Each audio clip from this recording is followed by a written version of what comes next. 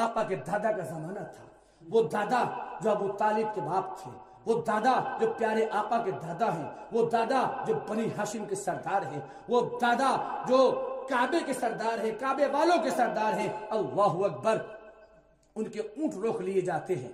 اونٹ روکنے کے بعد ابرہہ کے دربار میں جاتے ہیں۔ ابرہہ سے کہا میرے اونٹ دے دے، ان 200 اونٹوں کا میں مالک ہوں، یہ اونٹ واپس کر دے۔ ابرہہ کہتا ہے واہ جی، میں تو سمجھا تھا تم بیت اللہ کی بات کرو گے، تم کعبے کی بات کرو گے، تم جس خدا کو مانتے ہو، جس کو ایک خدا مانتے اس کی بات کرو گے، تم تو اونٹ کی بات کرنے نکل آئے۔ وہ جواب سنہری حروف سے آج بھی لکھا ہوا ہے۔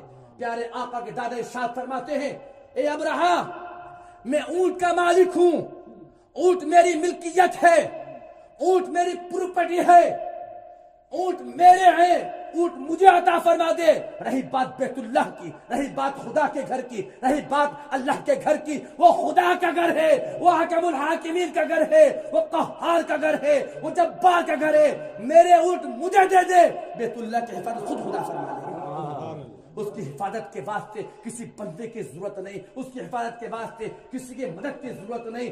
خدا کا گھر ہے بیت اللہ، اس کی وہ خود مدد فرما دے گا۔ حضرت آقا علیہ السلام کے دادا اپنے اونٹ لے کر واپس آ جاتے ہیں اور بیت اللہ کا غلاف پکڑتے ہیں اور کہتے ہیں اے رب کعبہ، تو نوح کا بھی رب ہے، تو آدم کا بھی رب ہے، تو ابراہیم کا بھی رب ہے، تو یونس کا بھی رب ہے۔ تو نے یونس کو مچھلی کے پیٹ میں زندگی عطا فرمائی تھی، تو نے حضرت ابراہیم کی چھری سے اسماعیل کو بھی بچایا تھا، تو نے حضرت ابراہیم کو آگ کو گلے گلزار بھی فرمایا تھا۔ تو ہی تو وہ ذات ہے کہ جس نے حضرت موسیٰ کو فرعونیوں سے بچایا تھا، حضرت ابراہیم کو نمرودیوں سے بچایا تھا۔ جب تو اپنے بندوں کو بچا سکتا ہے، بیت اللہ تیرا ہی تو گھر ہے۔ لوگ اسی کا طواف کرتے ہیں، لوگ اس کو اپنا مقدس و معطر مانتے ہیں۔ اے باریلا، اگر ابرہہ اس پر حملہ کرتا ہے، لوگ تیری معبودیت کو چھوڑ دیں گے، تیری ربوبیت کو چھوڑ دیں گے، تجھے ایک ماننا چھوڑ دیں گے۔